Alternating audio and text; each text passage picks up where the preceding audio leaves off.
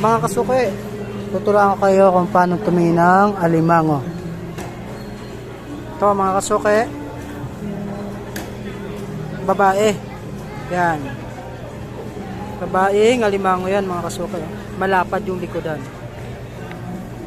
Lakas, galing ruwas pala to mga kasuki ha. Ito naman yung tinatawag na bading. Pahaba yung gitna niya. Mga kasuki ha. Bakla. Maumbok yung likod. Parang kuba kung sa tao. Ito lalaki mga kasuki oh.